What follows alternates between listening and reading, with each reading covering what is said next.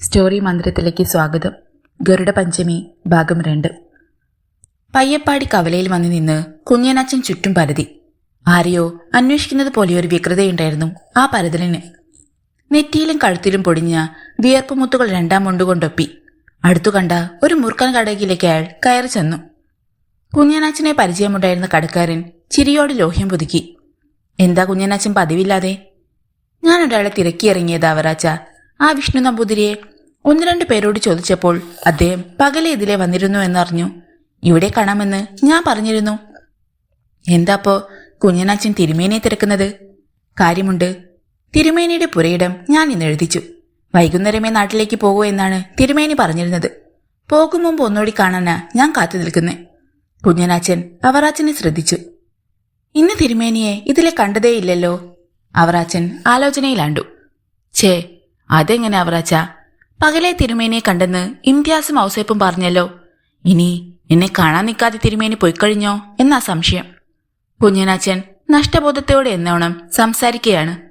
അതുവോ? എന്നാ ശരിയായിരിക്കും. കടയിൽ തിരക്കുള്ള നേരത്ത് വല്ലോ മദ്യം ഇതിലെ പോയിരിക്കും. ഞാൻ കണ്ടതായി ഓർക്കുന്നില്ല. അവറാച്ചൻ പറഞ്ഞ അതേ മറുപടിയാണിൽ നിന്നും കേൾക്കേണ്ടത്. കുഞ്ഞനച്ഛന്റെ ഉള്ളിൽ ആശ്വാസത്തിന്റെ ചെറുതെന്നിൽ വീശി. എന്തായാലും കുറച്ചു നേരം കൂടി നിൽക്കുക തന്നെ. തിരുമേനി പറഞ്ഞതാ. പോരെങ്കിൽ നാട്ടിൽ നിന്ന് പോകുകയും എന്നെ കാണാതെ പോകില്ല. കുഞ്ഞനച്ഛൻ സ്വയം എന്നോണം പറഞ്ഞു. കുഞ്ഞനച്ഛന്റെ മറ്റു ചില പരിചയക്കാരും അടുത്തു വരികയും കാത്തുനിൽപ്പിന്റെ കാര്യം തിരക്കുകയും ചെയ്തു. അതിവിദഗ്ധമായി അവരെയും. അല്ല, അവരിൽ നിന്ന് തിരുമേനി പകൽ കവല കടന്നു പോകുന്നത് കണ്ടെന്നയാൾ സമ്മതിപ്പിച്ചു. നമ്പൂതിരി വർഗമല്ലേ, കുറെ നേരം നിന്നിട്ട് പൊയ്ക്കാണ് കുഞ്ഞനച്ച. അല്ലേലും വിഷ്ണു നമ്പൂതിരി ഒരിക്കലും ഈ നേരത്തെ വരാറില്ല. എന്നാ പിന്നെ ഞാൻ ഇനിയിൽ നിന്ന് സമയം കളയുന്നതിൽ അർത്ഥമില്ല. തിരുമേനി നേരത്തെ വന്ന് പോയി കാണും. ഞങ്ങൾ ഉച്ചയ്ക്ക് കച്ചേരിയിൽ നിന്ന് പിരിഞ്ഞതായിരുന്നു. തിരുമേനിയോടുള്ള ആത്മാർത്ഥത ഓരോ വാക്കിലും നിറഞ്ഞു തുളുമ്പാൻ കുഞ്ഞനച്ഛൻ കൂടുതൽ ശ്രദ്ധിച്ചു. എല്ലാം ആവശ്യമാണ്. നാളെ ഒരിക്കൽ തന്നെക്കുറിച്ച് ആരും സംശയം പറയരുത്. അത് തന്റെ നിലനിൽപ്പിന്റെ പ്രശ്നമാണ്. ഇത്രയും നേരത്തെ പ്രയത്നം കൊണ്ട് അത് താൻ സാധിച്ചെടുക്കുകയും ചെയ്തു. മലമുകളിൽ നിന്ന് ഉരുണ്ടുരുണ്ട് വന്ന് താഴ്വാരങ്ങളെ പൊതിഞ്ഞു.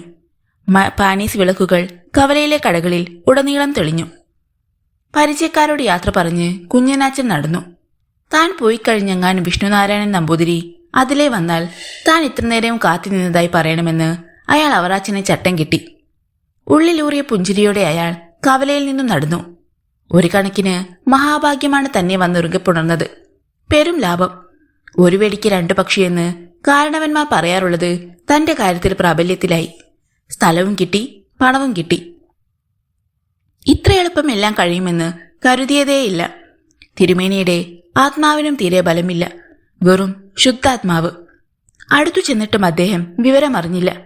2 മുണ്ടെടുത്ത് കഴുത്തിൽ വളച്ചത് 1 നിമിഷം കൊണ്ട് കഴിഞ്ഞു. അപ്പോഴാണ് തിരുമേനി കണ്ണു തുറന്നത്. എന്താ കുഞ്ഞനച്ച, ഇതെന്തായി കാട്ടണേ? തോർത്ത് കഴുത്തിൽ മുറുകുമ്പോൾ തിരുമേനി ഉത്കണ്ഠയോടെ ചോദിച്ചിരുന്നു. ശബ്ദിക്കരുത്. താൻ ചെറുതായി ഭീഷണിപ്പെടുത്തിയതേയുള്ളൂ. അദ്ദേഹത്തിന്റെ കണ്ണുകൾ അതിദയനീയമായി തന്റെ മുഖത്ത് പതിഞ്ഞു. കാണിക്കാണി ആ മിഴികൾ ഉരുണ്ടുരുണ്ട് വളർന്നു. എന്തോ പറയാൻ പലവട്ടം മാഞ്ഞതാണ് തിരുമേനി. പക്ഷേ അതിനവസരം കൊടുത്തില്ല. ഭ്രാന്തമായ ഒരു ആവേശം കയറിയതുപോലെ, കലി കയറിയതുപോലെ തോർത്തിന്റെ ഇരുതുമ്പുകളും കൂടുതൽ കൂടുതൽ വലിച്ചു മുറുക്കിക്കൊണ്ടിരിക്കുകയായിരുന്നു താൻ. തിരുമേനിയുടെ കൈകൾ കൂട്ടിപ്പിണഞ്ഞു. കാലുകൾ തമ്മിൽ പിണിഞ്ഞു. പ്രാണരക്ഷാർത്ഥം ആ ശരീരം ആകെ ഞെളിപിരി കൊണ്ടു. കൈകൾ കുപ്പി തന്റെ നേരെ ജീവൻ യാചിക്കുന്ന വിഷ്ണുനാരായണൻ നമ്പൂതിരിയുടെ രൂപം ഒരു നിമിഷാർദ്ധം മനസ്സിൽ മിന്നിപ്പൊളിഞ്ഞു. ആ രംഗം മറക്കാൻ കുഞ്ഞനച്ഛൻ മറ്റെന്തൊക്കെയോ ചിന്തിച്ചു.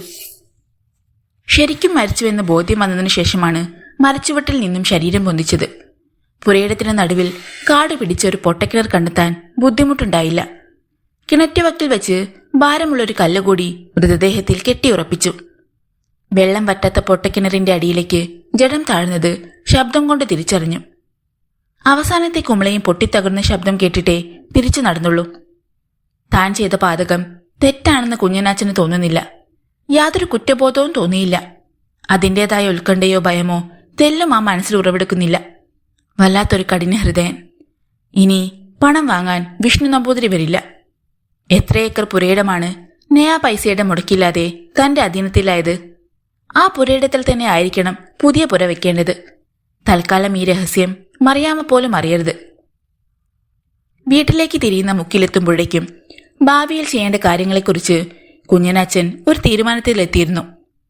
ഇരുട്ട് പുളയുന്ന ഇടവഴിയിലൂടെ കുഞ്ഞനാച്ചൻ തിരക്കിട്ട് വീട്ടിലേക്ക് നടന്നു.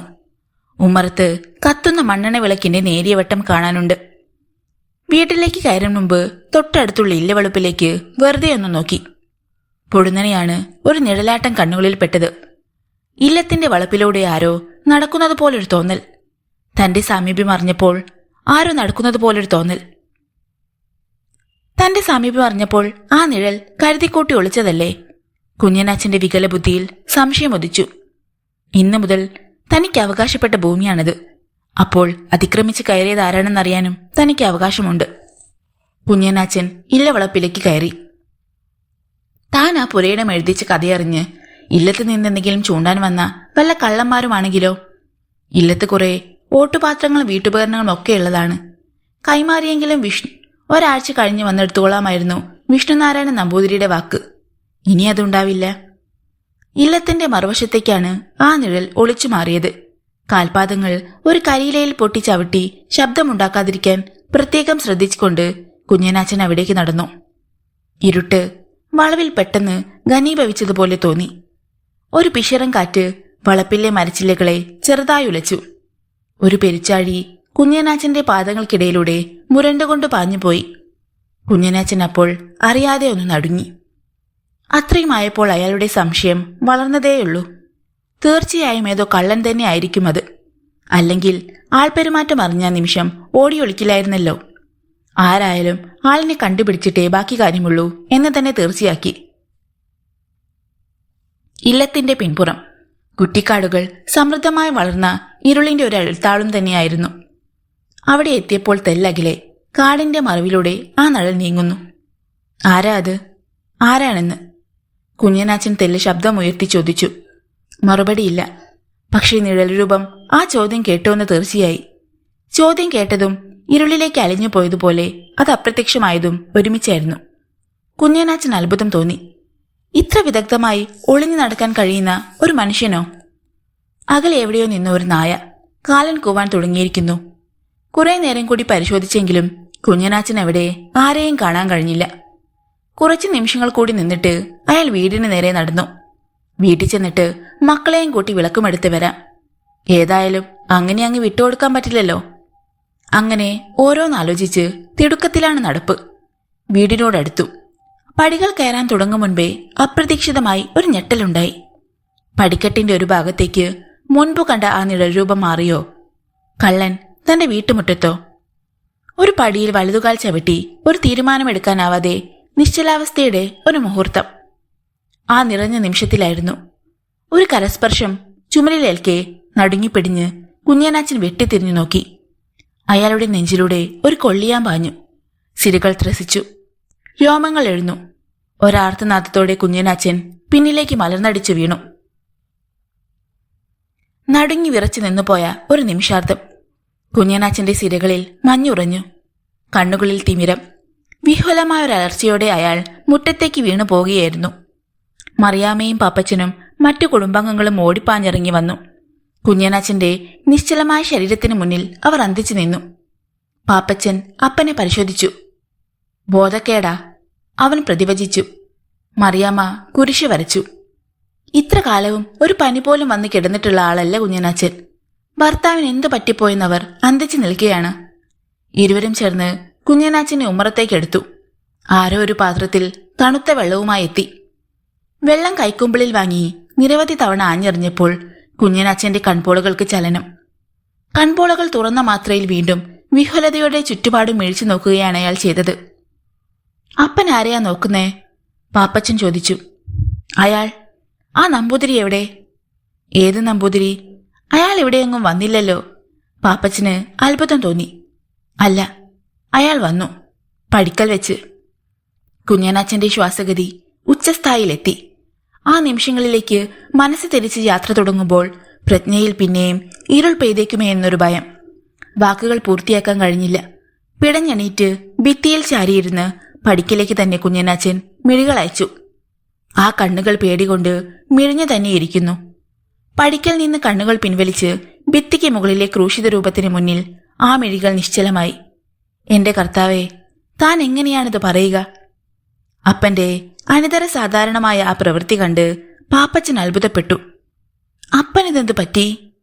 മറിയാമ്മയ്ക്കും അത് തന്നെയാണ് സംശയം. എന്തോ പേടി തട്ടിയതുപോലെയാണല്ലോ കുഞ്ഞനാച്ചന്റെ ലക്ഷണം കണ്ടിട്ട് തോന്നുന്നത്. അതും ഒരു നല്ല കാര്യത്തിന് പോയി വരുന്ന വഴി തന്നെ. രണ്ടുപേരും ഒരുമിച്ചാണല്ലോ പോയത്. തിരുമേനി എന്നിട്ടെവിടെ? മറിയാമ്മ ചോദിച്ചു. കുഞ്ഞനാച്ചൻ ഞെട്ടിപ്പോയി. അയാൾ ഭാര്യയെ തുറിച്ചു നോക്കി.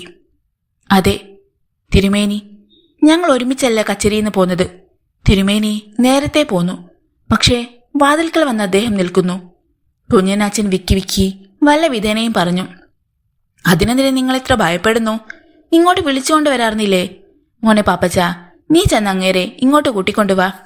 വേണ്ട, പാപ്പച്ചൻ പോകണ്ട, കുഞ്ഞനാച്ചൻ വിലക്കി. അറിയാതെ ആ സംഭവത്തെക്കുറിച്ച് താൻ അവരോട് പറഞ്ഞു പോയേക്കുമെന്നയാൾ സ്വയം ഭയന്നു. അല്ല, എനിക്കെന്താ പറ്റിയതെന്ന് നല്ല നിശ്ചയം തോന്നുന്നില്ല. നമ്പൂതിരി ആയിരിക്കില്ല അത്. ഞാനെന്തോ കണ്ടു ഭയന്നതാണ്. പെട്ടെന്നൊരു തലചുറ്റൽ പോലെ തോന്നി. ഞാൻ പിന്നെ ഒന്നും ഓർക്കുന്നില്ല. എങ്ങുമെങ്ങും തൊടാതെ കുഞ്ഞനാച്ചൻ കാര്യം പറഞ്ഞു. എന്നിട്ട് കിതച്ചു. ചിലപ്പോൾ ഇത്രയും നടന്നിട്ടായിരിക്കും.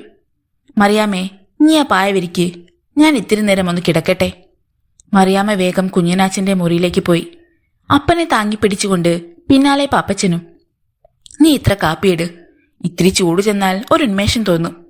കാപ്പി ആവശ്യമുണ്ടായിട്ടല്ല. ഭാര്യയുടെയും മകന്റെയും സാന്നിധ്യത്തിൽ നിന്ന് തൽക്കാലം ഒറ്റപ്പെടാനുള്ള തന്ത്രപ്പാട് മാത്രമായിരുന്നു അത്. തന്റെ മനസ്സ് അവരെങ്ങാനും വായിച്ചാലോ എന്നൊരു ഭയം. മറിയാമ്മ അടുക്കളയിലേക്ക് നീങ്ങി. പാപ്പച്ചനെയും മുറ്റത്തേക്ക് പറഞ്ഞുവിട്ടു. ഒറ്റയ്ക്കായപ്പോൾ വീണ്ടും ഭയം മനസ്സിലേക്ക് അരിച്ചരിച്ച് കയറാൻ തുടങ്ങി. താൻ കണ്ടതെന്തായിരുന്നു? എങ്ങനെയാണിത് സംഭവിച്ചത്? ഇനിയൊരു പക്ഷേ ആ നമ്പൂതിരി മരിച്ചു കാണില്ലേ? അതോർത്തപ്പോൾ കുഞ്ഞനാച്ചന്റെ ഓരോ രോമകൂപങ്ങളിലും വിയർപ്പ് കിനിഞ്ഞു. അക്കാര്യത്തിൽ തനിക്ക് സംശയമേയില്ല. ശരിക്കും നിശ്ചലമായി കഴിഞ്ഞാണല്ലോ ശരീരം കല്ലുകെട്ടി കിണറ്റിലേക്ക് എറിഞ്ഞത്. എത്ര കാലം കഴിഞ്ഞാലും അതുയരില്ല. എന്നിട്ടും താൻ തിരുമേനിയെ കണ്ടു. അതെ, അതയാൾ തന്നെയായിരുന്നു. ആ കൈത്തരത്തിന് എന്തൊരു തണുപ്പായിരുന്നു. ദംഗങ്ങൾ തന്റെ കഴുത്തിൽ അമർത്താനുള്ള ശ്രമത്തിലായിരുന്നു അയാൾ. തിരിഞ്ഞു നോക്കി. നോക്കിയത് തിരുമേനിയുടെ അഗ്നി ചിതറുന്ന കണ്ണുകളിലേക്ക്. ഒരാളുടെയും ഇത്രയും തീക്ഷ്ണമായൊരു നോട്ടം താൻ കണ്ടിട്ടില്ല. ഇത്രയും കരുത്ത് തിരുമേനിയിൽ നിന്നൊരിക്കലും പ്രതീക്ഷിക്കാവുന്നതുമല്ല. അതും വെറും തോന്നലാണെന്ന് കരുതി മറക്കാൻ കഴിയുന്നില്ല. മരിച്ചു കഴിഞ്ഞ മനുഷ്യനെ കണ്ടു എന്നാരോടെങ്കിലും പറയാൻ കഴിയുന്ന കാര്യമാണോ? അത് സത്യമാണെങ്കിലും തിരുമേനിയുടെ കാര്യം വെളിയിൽ പറയാൻ കൊള്ളുന്നതാണോ? തന്റെ മനസ്സിന്റെ വിഭ്രമമാകാം കാരണം. അയാളെ തന്നെ ഓർത്ത് അയാളുടെ പുരയിടത്തിലും കയറിയിട്ടാണല്ലോ വീട്ടിലേക്ക് കയറിയത്. അപ്പോൾ കണ്ട എന്തോ വെറും നിഴലായിരിക്കും തന്നെ ഭയപ്പെടുത്തിയത്. അല്ലാതെ തിരുമേനിക്ക് എങ്ങനെ ഇവിടെ വരാൻ കഴിയും? സ്വന്തം മനസ്സാണ് തന്നെ ചതിച്ചതെന്ന് ഊട്ടിയുറപ്പിക്കാൻ കുഞ്ഞനാച്ചൻ വീണ്ടും വീണ്ടും ശ്രമിച്ചു. മറിയാമ്മ കാപ്പിയുമായി എത്തി. അവരുടെ സമാധാനത്തിന് വേണ്ടി കുഞ്ഞനാച്ചനത് കുടിച്ചു. എന്താ ഉണ്ടായേ? നിങ്ങൾ എന്ത് കണ്ടാ ഭയപ്പെട്ടത്? കട്ടിലിൽ കുഞ്ഞനാച്ചന്റെ കാൽക്കൽ ഇരുന്നു കൊണ്ട് മറിയാമ്മ തിരക്കി. ഒപ്പം ജീവിക്കാൻ തുടങ്ങിയിട്ട് 2 വ്യാഴവട്ടത്തിലേറെയായി. ഇന്ന് വരെ ഭർത്താവിൽ ഇത്തരമൊരു ചാഞ്ചല്യം കണ്ടിട്ടില്ല. എന്തോ തക്കതായ കാരണമുണ്ടാകുമെന്ന് ആ നല്ല ഭാര്യയുടെ മനസ്സു പറഞ്ഞു. അതറിയണം. തിരുമേനി പണം വാങ്ങാൻ വന്നില്ലല്ലോ? മറിയാമ്മ തിരക്കി. നാളെ വരുമായിരിക്കും. കച്ചേരിയിൽ നിന്ന് എന്തോ അത്യാവശ്യമെന്ന് പറഞ്ഞ് നേരത്തെ തിരിച്ചതാണ്. വൈകുന്നേരം ഇവിടെ കാണാമെന്നും പറഞ്ഞിരുന്നു. ഇതുവരെ കണ്ടില്ലല്ലോ. അതുകൊണ്ടിനി നാളെ പ്രതീക്ഷിച്ചാൽ മതിയായിരിക്കും. ആധാരമൊക്കെ ശരിയായില്ലേ? എല്ലാം ശരിയായി കിട്ടി. ഇനി തിരുമേനിക്ക പണം കൂടി നൽകിയാൽ എല്ലാം പൂർത്തിയായി. മറിയാമ്മ അപ്പോഴും കുരിശു വരച്ചു. ഏറ്റവും ആഹ്ലാദമുള്ള വാർത്തയാണത്. തങ്ങളുടെ പുരയിടത്തിനോട് ചേർന്ന് എത്ര ഏക്കർ പൊന്നു വിളയുന്ന ഭൂമി കൂടിയാണ് അനുഭവത്തിനുണ്ടായിരിക്കുന്നത്. കുഞ്ഞനാച്ചൻ സംസാരം അവസാനിപ്പിച്ചു. ആ വിഷയത്തെക്കുറിച്ച് കൂടുതൽ സംസാരിക്കാൻ ഒട്ടും താല്പര്യമുണ്ടായിരുന്നില്ല. ക്ഷീണം കൊണ്ടായിരിക്കും ഭർത്താവ് സംസാരിക്കാൻ ഇഷ്ടപ്പെടാത്തതെന്ന് മറിയാമ്മയെ നനച്ചു. അവർ വീണ്ടും അടുക്കളയിലേക്ക് തന്നെ നടക്കാൻ തുടങ്ങുകയായിരുന്നു. കുഞ്ഞനാച്ചൻ സന്ധ്യാപ്രാർത്ഥന മനസ്സിൽ ചൊല്ലി മനസ്സ് ശുദ്ധമാക്കാൻ ഒരുങ്ങുകയും അപ്പോഴാണതുണ്ടായത്. പുരയിടത്തിന്റെ അതിരിൽ നിന്ന് ആരുടെയോ ഒരു നിലവിളി. കുഞ്ഞനാച്ചൻ പിടഞ്ഞെണീറ്റു. അത് തൊമ്മിയുടെ ശബ്ദമാണല്ലോ എന്നയാൾ തിരിച്ചറിഞ്ഞിരിക്കുന്നു. പാപ്പച്ചന്റെ അനുജനാണ് തൊമ്മി.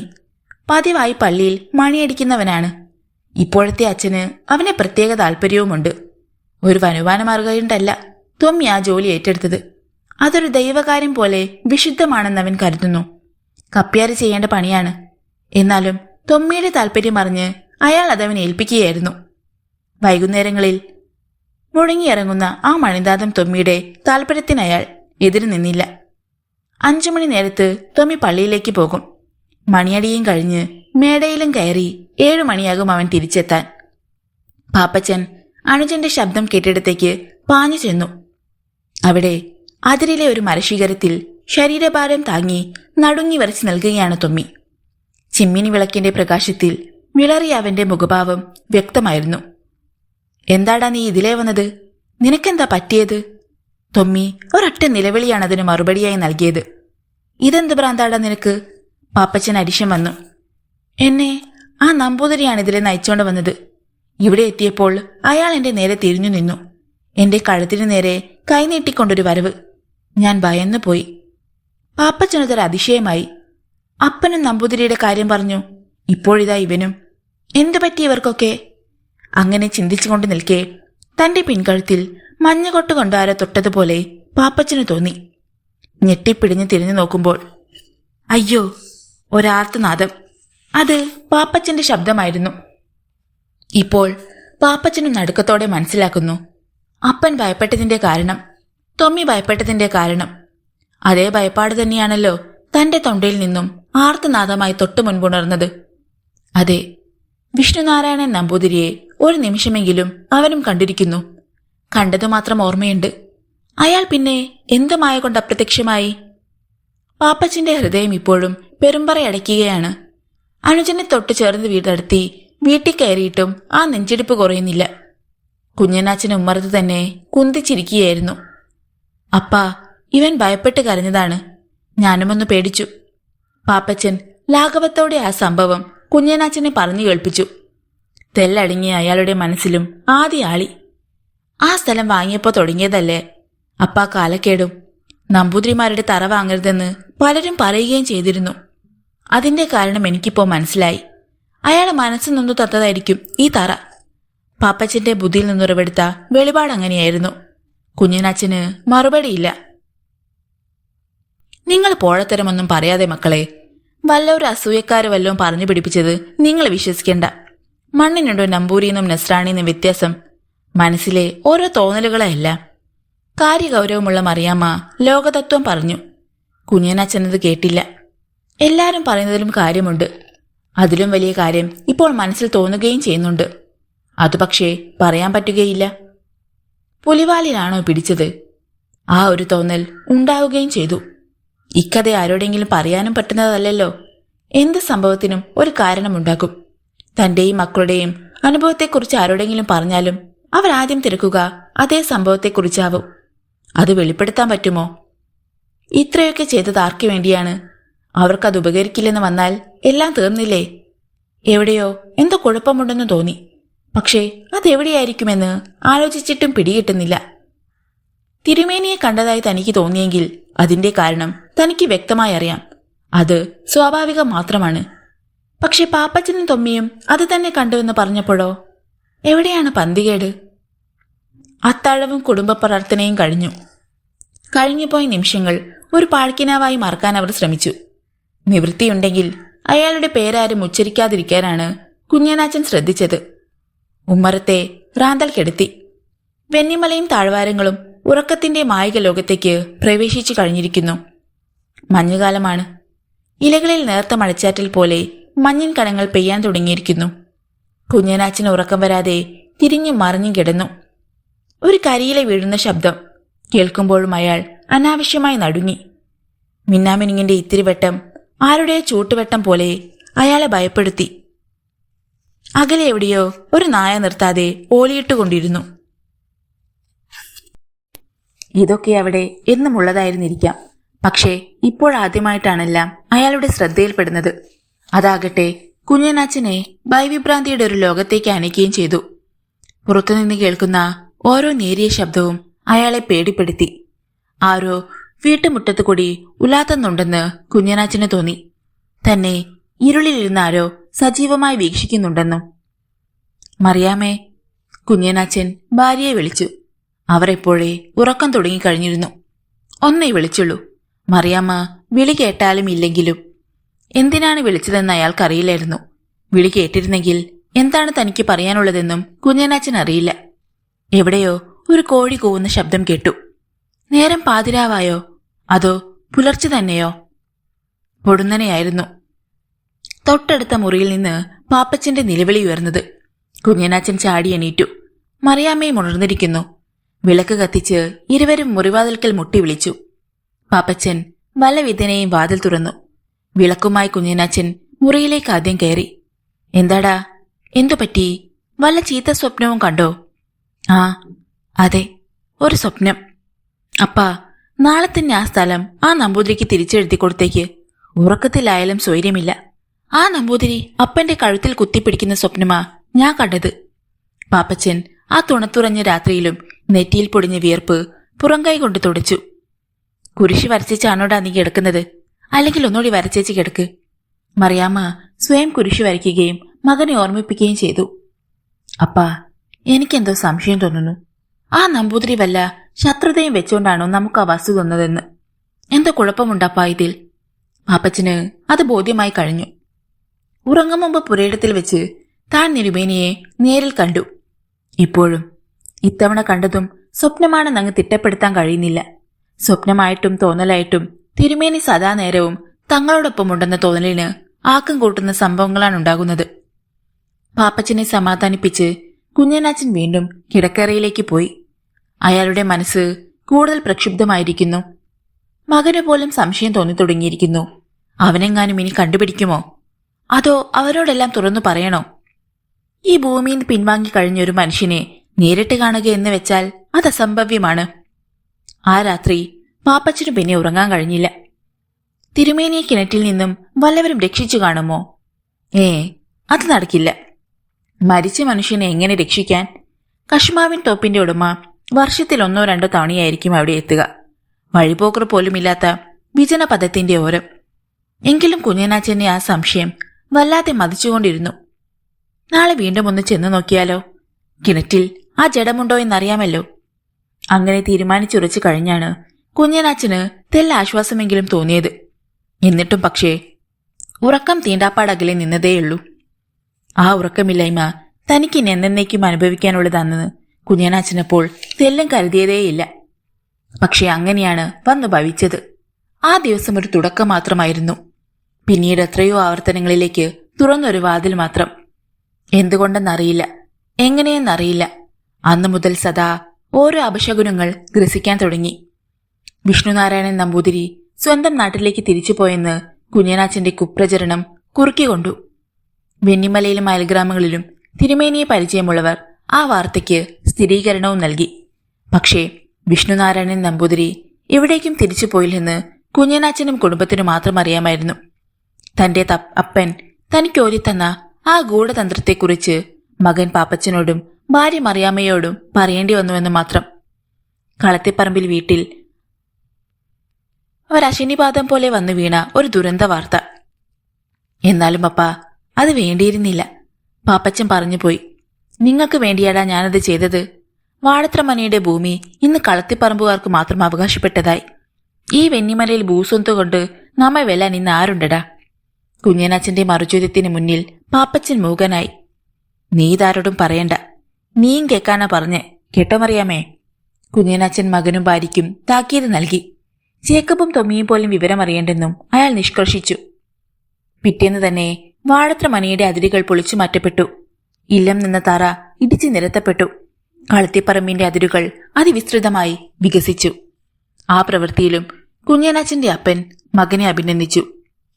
ബ്രാഹ്മണശാപം ഏൽക്കാതിരിക്കാൻ നീ അച്ഛനെ കൊണ്ടുവന്ന് പുരയിടമൊന്ന് വെഞ്ചരിച്ചേക്ക്. ആനാം വെള്ളം വീണാൽ ഒരരുകൊലയും പിശാചും 7 അയൽപ്പക്കത്തടിക്കില്ല. കുഞ്ഞനാച്ചൻ അനുസരിച്ചു. അതിരുകൾ ഒന്നാക്കി കഴിഞ്ഞ ദിവസം അകലെയുള്ള പള്ളിയിൽ നിന്ന് കുഞ്ഞനാച്ചൻ അച്ഛനെ വരുത്തി. തൊമ്മിയുടെ ക്ഷണപ്രകാരം അവരുടെ ഇടവകയിലെ അച്ഛനും ചടങ്ങിൽ സംബന്ധിക്കുവാനെത്തി. അതൊരു ചെറിയ ആഘോഷമാക്കണമെന്ന് തന്നെയായിരുന്നു കുഞ്ഞനാച്ചന്റെ വിചാരം. ഒരു ഞായറാഴ്ച അച്ഛന്മാരെത്തി. കുഞ്ഞനാച്ചനും കുടുംബവും അച്ഛന്മാരെ യഥായോഗ്യം സ്വീകരിച്ചു. വാടത്ര ഇല്ലത്തെ പുരയിടത്തിലേക്ക് അപ്പനെ കുഞ്ഞനാച്ചൻ കൈപിടിച്ച് നടത്തി. കുന്തിരിക്കത്തിന്റെ നേർത്ത ധൂമം പുരയിടത്തിന്റെ കോണിൽ നിന്ന് ഉയർന്നു പൊങ്ങി. ഒരു ചെറുകാറ്റ് ആ സുഗന്ധം പുരയിടമാകെ വിതറാനെത്തി. ഊന്നുവടിയിൽ ബലം കൊടുത്ത് ഔദേച്ചൻ ഭക്തിപൂർവം രംഗം വീക്ഷിച്ചുകൊണ്ട് നിൽക്കുകയായിരുന്നു. പൊടുന്നനെ ഒരു ചുഴലിക്കാറ്റ് എങ്ങു നിന്നോ പുരയിടത്തിലെത്തി. അവിടുത്തെ വൻമരങ്ങളെ അത് വലയം ചെയ്തു. മരങ്ങൾ മുടിയാട്ടം നടത്താൻ തുടങ്ങി. അണുനിമിഷം വളരുകയാണ് ചുഴലിക്കാറ്റ്. മരങ്ങളെല്ലാം ഈ നിമിഷം കടപുഴകി വീണേക്കുമെന്നവർ പകച്ചു. പ്രകൃതിയുടെ ആ അസാധാരണമായ പെരുമാറ്റം ശ്രദ്ധിക്കെ അച്ഛന്മാർ പരസ്പരം നോക്കി. എന്തൊരു കാറ്റ്! ഔദേച്ചൻ പിറുപിറുത്തു. കൂതാശയ്ക്കുള്ള പ്രാർത്ഥനയുടെ ശീലുകൾ അച്ഛന്മാരുടെ നാവൽ തുമ്പിൽ നിന്നതിനും മുമ്പേ ഔദേച്ചൻ നിന്നിടത്തുള്ള ഒരു വൻവൃക്ഷത്തിന്റെ ശിഖരങ്ങളിലൊന്ന് സ്വയം അടർന്നു. ആ മരച്ചില്ലയിൽ നിന്നൊരു മൂങ്ങ മുരണ്ടുകൊണ്ട് പറന്നു. എന്തോ ഒന്നുണ്ട്. അതെന്താണെന്ന് അവർക്കും വ്യക്തമല്ല. അവരും ആ മണ്ണിനെ മാത്രം കുറ്റപ്പെടുത്തി. ബ്രാഹ്മണരുടെയും മറ്റും വാസസ്ഥലങ്ങൾ അന്യർക്ക് പാർക്കാൻ കൊള്ളില്ല. അങ്ങനെയൊരു ന്യായീകരണത്തിനപ്പുറം അവർക്ക് മറ്റൊന്നും പറയാനുണ്ടായിരുന്നില്ല. അന്ന് സംഭവം അങ്ങനെ കഴിഞ്ഞു. കൂതാശ ചെയ്യാതെ തന്നെ അച്ഛന്മാർ മടങ്ങി. പിറ്റേ ദിവസം ഔദേച്ചന്റെ ശവമടക്കം കഴിഞ്ഞു. ഔദേച്ചന്റെ ദുരന്തത്തെക്കുറിച്ചറിഞ്ഞ് ചിലർ മാത്രം കുറ്റപ്പെടുത്തുന്ന സ്വരത്തിൽ പറഞ്ഞു. ആ സ്ഥലം വാങ്ങിയതിന്റെ കുറ്റം കൊണ്ടാ അയാൾ ആയുസ്സെത്താതെ പോയത്. ചിലതെല്ലാം കുഞ്ഞനാച്ചനും കേട്ടു. അസൂയക്കാരതല്ല, അതിലപ്പുറവും പറഞ്ഞു പരത്തുമെന്ന് അയാൾ സമാധാനിക്കാൻ ശ്രമിച്ചു. എങ്കിലും ഉള്ളിന്റെ ഉള്ളിൽ ഒരു തേങ്ങൽ പോലെ ആ സ്മരണ ഉറവെടുത്തുകൊണ്ടിരുന്നു. താനൊരു അന്ധക്കരണം പ്രവർത്തിച്ചതിന്റെ ഫലമല്ലേ ഇതെല്ലാം? തിരുമേനിക്ക് ആ തുക കൊടുക്കാമായിരുന്നു. ലാഭിക്കാമെന്ന് കരുതി സൂക്ഷിച്ചിട്ടും അത് കഴിഞ്ഞില്ലല്ലോ. അപ്പന്റെ മരണാനന്തര ചെലവുകൾക്കും അതിലൊരു നല്ല ഭാഗം ചെലവാകുകയും ചെയ്തു. ഒരു ലാഭം പ്രതീക്ഷിച്ച് ചെയ്ത പ്രവൃത്തിയുടെ ഫലം 2 നഷ്ടങ്ങളിൽ കലാശിച്ചു. ഒന്നും വേണ്ടിയിരുന്നില്ല, ഒന്നും. വൈകിയെത്തിയ വിവേകം പോലെ കുഞ്ഞനാച്ചൻ ആലോചിച്ചു. അപ്പന്റെ മരണത്തോടെ എല്ലാം തീർന്നേക്കുമെന്ന് കരുതിയ കുഞ്ഞനാച്ചന് വീണ്ടും തെറ്റി. ഒരു രാത്രി അന്തിച്ചന്തയിൽ നിന്ന് മടങ്ങിയ പാപ്പച്ചൻ കിടുങ്ങി വിറച്ചാണ് വീട്ടിലെത്തിയത്. അവനെ തീ പോലെ പനിക്കുന്നുണ്ടായിരുന്നു. വല്ല വിധേനയും വീട്ടിലെത്തി എന്നേ പറയാൻ കഴിയൂ. വീട്ടിലെത്തിയതും ഉമ്മറത്തേക്ക് കുഴഞ്ഞു വീണതും നിമിഷം കൊണ്ട് കഴിഞ്ഞു. മറിയാമ്മ നിലവിളിയോടെയാണ് മകന്റെ അടുത്തേക്ക് ഓടിയെത്തിയത്. കുഞ്ഞനാച്ചനും ഉദിച്ചെത്തി. എന്തോ പറയാൻ പാപ്പച്ചൻ മിമ്മിട്ടപ്പെടുന്നുണ്ടായിരുന്നു. പക്ഷേ അവനത് പറഞ്ഞു ഫലിപ്പിക്കാൻ കഴിയുന്നില്ല. എന്തോ കണ്ട് ഭയന്നാണെന്ന് കുഞ്ഞനാച്ചന് ബോധ്യമായി. നിങ്ങളെ കണിയാരെടുത്തെങ്ങാനും ചെന്ന് വിവരൊന്നും പറഞ്ഞ് ചെറുക്കന്റെ മേത്ത് നെല്ലിട്ടാ പൊരിയും. അതല്ലാതെ മറ്റു മാർഗമൊന്നുമില്ലെന്ന് കുഞ്ഞനാച്ചനും അറിയാം. അയാൾ പുറത്തേക്ക് പോകാൻ തയ്യാറായി. റാന്തലെടുത്തോ, നല്ല ഇരുട്ടുണ്ട്. ഇരുട്ടിലേക്ക് ഇറങ്ങി നടക്കാൻ തുടങ്ങിയ ഭർത്താവിനെ മറിയാം ഓർമ്മിപ്പിച്ചു. വേണ്ട, അറിയാത്ത സ്ഥലമൊന്നുമല്ലല്ലോ, നല്ല നാട്ടുവെളിച്ചമുണ്ട്, അതുമതി, കുഞ്ഞനാച്ചൻ പറഞ്ഞു. പക്ഷേ പടിക്കലോളം എത്തിയിട്ട് അയാൾ തിരിച്ചു വന്നു. അല്ലെങ്കിൽ റാന്തൽ കൂടി എടുക്കാം. പടിയിറങ്ങാൻ തുടങ്ങിയപ്പോഴാണ് ഉദ്ദേശിച്ചതുമേറെ ഇരുട്ടുണ്ടെന്ന് അയാൾ ഓർത്തത്. അതോ പൊടുന്നനെ നാട്ടുവെളിച്ചം കനത്തതോ? വെളിച്ചവും തൂക്കി നടക്കാൻ തുടങ്ങിയപ്പോൾ അകാരണമായൊരു ഭയം മനസ്സിൽ മർമര മുതിർക്കാൻ തുടങ്ങി. ഇതുവരെ ഒരു ജലദോഷപ്പനി പോലും വന്നിട്ടില്ലാത്തവനാണ് പാപ്പച്ചൻ. ഇത്ര പെട്ടെന്ന് ഇവനിത് വരാൻ എന്തേ കാരണം? ആ നശിച്ച നമ്പൂതിരിയുടെ മിഴിച്ച കണ്ണുകൾ മനസ്സിൽ തെളിയുന്നു. നാശം.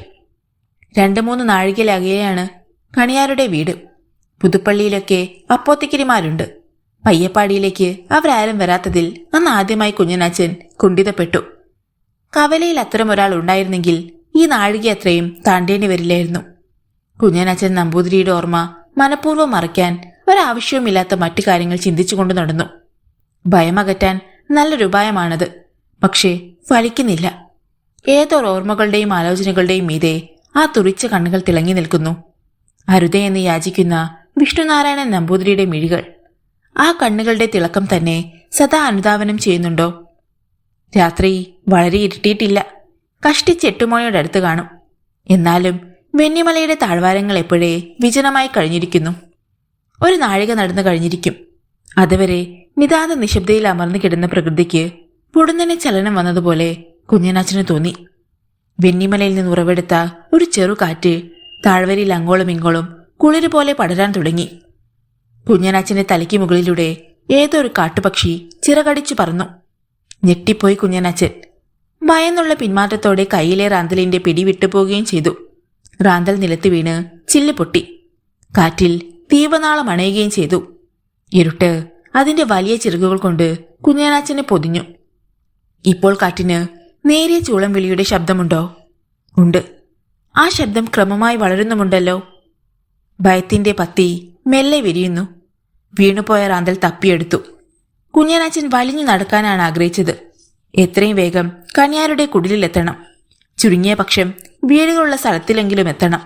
അല്ലെങ്കിൽ അത് കുഴപ്പമാകുമെന്ന് മനസ്സു പറയുന്നു. ആ രംഗത്ത് നിന്ന് ഒരു 10 ചൂട് കഷ്ടിച്ച് ചലിപ്പിച്ച് കാണും. പൊടുന്നനെ, എവിടെ നിന്നറിയില്ല, ഒരു കറുത്ത പട്ടി കുഞ്ഞനാച്ചന്റെ മുന്നിലേക്ക് എടുത്തു ചാടി. അപ്രതീക്ഷിതമായിരുന്നതുകൊണ്ട് ഒരാർത്തനാദം തൊണ്ടയിൽ കുരുങ്ങി. ചുവന്ന വലിയ മിഴികൾ കൊണ്ട് ജന്തു തന്നെ നോക്കി നിൽക്കുകയാണ്. നീണ്ട നാവ് നിലത്ത് മുട്ടും വിധം അണയ്ക്കുന്നുമുണ്ട്. ഇത്രയും വലിയൊരു പട്ടിയെ ആ പ്രദേശത്തെങ്ങും കുഞ്ഞനാച്ചൻ കണ്ടിട്ടില്ല. അതുകൊണ്ട് തന്നെ ഉള്ളു കിടുങ്ങി, രോമകൂപങ്ങൾ എഴുന്നു. എങ്കിലും വിപതി ധൈര്യം കൊണ്ട് കുഞ്ഞനാച്ചൻ പിടിച്ചു നിന്നു. പോ പട്ടി, ഉറക്കെ പുലഭ്യം പറഞ്ഞുകൊണ്ട് ചില്ല് പൊട്ടിയ റാന്തൽ പട്ടിയുടെ നേരെ ഓങ്ങി. പല്ലിളിച്ച് മുരണ്ടുകൊണ്ട് തൽക്കാലം അത് തെല്ലുമാറി. അങ്ങനെ ഭയന്നു പിന്മാറുന്ന ജന്തുവല്ലതെന്ന് കുഞ്ഞനാച്ചൻ എളുപ്പം ബോധ്യമായി. കുനിഞ്ഞു തപ്പിയ ഒരു കല്ലെടുത്ത് വല്ലാത്തൊരു വാശിയോടെ പട്ടിയുടെ നേരെ ആഞ്ഞെറിഞ്ഞു. അടുത്ത കുറ്റിക്കാട്ടിലേക്ക് ആ ജന്തു കയറിപ്പോകുന്നത് ആശ്വാസത്തോടെ കുഞ്ഞനാച്ചൻ കണ്ടു. അത് പക്ഷേ ഒരക്ഷണമേ നീണ്ടുനിന്നുള്ളൂ. ഭയം പെരുമ്പറയടിക്കുന്ന ഹൃദയവുമായി മുന്നോട്ട് നടക്കാൻ തുടങ്ങിയ കുഞ്ഞനാച്ചന്റെ പിന്നിൽ നടക്കുന്നൊരു കുരയുമായി ആ ജന്തു വീണ്ടും പ്രത്യക്ഷപ്പെട്ടു. കുഞ്ഞനാച്ചൻ തിരിഞ്ഞു നോക്കിയില്ല. മുന്നോട്ട് ഇരുൾ ചൂഴ്ന്നു കിടക്കുന്ന പാതയിലേക്ക് അയാൾ കുതിച്ചു പാഞ്ഞു. സാധാരണ ഒരു നായയല്ലെന്ന് അയാളുടെ ഉപബോധം മനസ്സിൽ നിന്ന് ആരോ ഉറക്കെ വിളിച്ചു പറഞ്ഞു. പിന്നിൽ നായയുടെ കാലുകൾ പൊടിമണ്ണിൽ പുതയുന്ന വിഹ്വലമായ ശബ്ദം ഉയരുന്നുണ്ടായിരുന്നു. ആ ഉൾക്കിടിലവുമായി പായുമ്പോൾ കുഞ്ഞനാച്ചന്റെ വേഗത അയാൾക്ക് പോലും അവിശ്വസനീയമായിരുന്നു. എങ്ങനെയോ രാമൻ കണിയാരുടെ കുടിലിന്റെ മുറ്റത്ത് നിന്ന് കയറി. ഭീതിയോടെ കണ്ണുകൾ പിന്നിലേക്ക് പാഞ്ഞു. ആ ജന്തു ഇപ്പോഴും പിന്നിലുണ്ടോ? ഇത് അപകടമാണല്ലോ. പുറത്തേക്കിറങ്ങാൻ കഴിയാത്ത ഈ അനിശ്ചിതത്വം. ഒരു മോചനം ആവശ്യമാണ്. ആരാണ് തന്നെയൊന്ന് സഹായിക്കാൻ? കുഞ്ഞനാച്ചൻ തളർന്നു. ഔദേച്ചന് അകന്നു മാറാൻ കഴിയും മുമ്പേ അത് സംഭവിച്ചു. ആ വലിയ മരശിഖരം അദ്ദേഹത്തിന്റെ മുതുകിൽ തന്നെ വന്ന് നിലം പതിച്ചു. ഒരു നേരിയ ഞരക്കം പോലും ഉണ്ടായില്ല. മണ്ണിലേക്ക് ആനാംവെള്ളം വീഴും മുമ്പേ ഔദേച്ചന്റെ രക്തം പടർന്നു. ഒരു രക്തപുണ്യാഹം. അന്ത്യകുർബാന കൈക്കൊള്ളാനുള്ള അവസരം പോലും ലഭിക്കാതെ ആ വൃദ്ധൻ അപമൃത്യുവിന്റെ രഥയാത്ര ആരംഭിച്ചു. അച്ഛന്മാർ നടുങ്ങി. കുഞ്ഞനാച്ചൻ വിരണ്ടു വിളറി നിൽക്കുകയാണ്. മറിയാമ്മയുടെയും മക്കളുടെയും നിലവിളിയുടെ മാറ്റൊലി വെന്നിമലയിൽ പ്രതിധ്വനിച്ചു. കൂതാശ നടത്താനെത്തിയ അച്ഛന്മാർ ചരമ ശുശ്രൂഷയ്ക്ക് ഒരുങ്ങേണ്ടി വന്നു. ഇപ്പോൾ ചുഴലിക്കാറ്റ് അടങ്ങിയിരിക്കുന്നു. പ്രകൃതിയുടെ എല്ലാ പ്രകമ്പനങ്ങളും അവസാനിച്ചിരിക്കുന്നു. കുഞ്ഞനാച്ചൻ പരിഭ്രമിച്ച് പകച്ച് ഇത് കർത്തവ്യത മുടനായി നിന്നുപോയി. എന്താണ് സംഭവിച്ചതെന്ന് ഒരു പിടിയും കിട്ടാത്ത നിശ്ചലതയായിരുന്നു അത്. മനസ്സിലായപ്പോൾ ഒരു കൊച്ചു കുഞ്ഞിനെ പോലെ അയാൾ അലമുറയിട്ടു. 85 വയസ്സായെങ്കിലും ആരോഗ്യവാനായിരുന്നു ഔദേച്ചൻ. പ്രായം ഒരു ചെറു കൂനു സമ്മാനിച്ചു എന്നല്ലാതെ പ്രായാധിക്യം അദ്ദേഹത്തെ തളർത്തിക്കഴിഞ്ഞിരുന്നില്ല. ഒരു 10-15 കൊല്ലം കൂടി ജീവിക്കാനുള്ള ആരോഗ്യമൊക്കെ അപ്പനുണ്ടെന്ന് കുഞ്ഞനാച്ചൻ അഭിമാനത്തോടെ പറയാറുണ്ടായിരുന്നു. അപ്പനെ കൊണ്ടുപോകാൻ തന്നെ അപ്പോഴെങ്ങനെ കൊടുങ്കാറ്റുണ്ടായി? അതൊരു ദുശ്ശകുനമാണല്ലോ. അതുമാത്രമോ, അടുത്തിടെ ഉണ്ടാകുന്നതെല്ലാം അപശകുനങ്ങൾ തന്നെയല്ലേ? കൃത്യമായി ആലോചിച്ചാൽ വിഷ്ണുനാരായണൻ നമ്പൂതിരിയുടെ അപമൃത്യുവിന് ശേഷം തനിക്ക് സ്വസ്ഥതയുണ്ടായിട്ടില്ല. തന്റെ കുടുംബത്തിലെ ഓരോ അംഗങ്ങളും ദുരന്തങ്ങൾക്ക് സാക്ഷിയാകേണ്ടി വരുന്നു. അച്ചോ, ഇതെന്താണിങ്ങനെ സംഭവിച്ചത്? കുഞ്ഞനാച്ചൻ നിലവിളി പോലെയാണിത് ചോദിച്ചത്. അതാണ് ഞങ്ങൾക്ക് മനസ്സിലാകാത്തത്. ഇതിലെന്തോ കുഴപ്പമുണ്ടല്ലോ കുഞ്ഞനാച്ച. അച്ഛന്മാർ തങ്ങളുടെ നിസ്സഹായാവസ്ഥ മറച്ചുവെച്ചില്ല.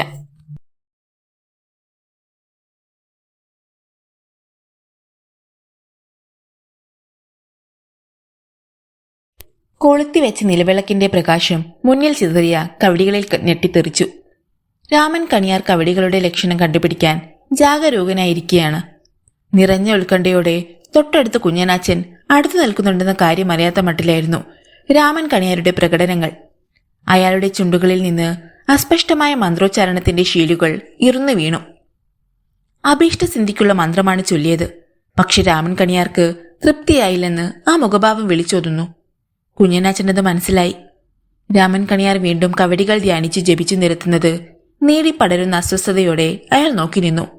ഒരു തവണയല്ല, 2 തവണയല്ല, വീണ്ടും വീണ്ടും കവടികൾ നിരത്തുകയും കൈവിരലുകളിൽ കണക്ക് കൂട്ടുകയും ഒപ്പം ചെയ്യുന്നു.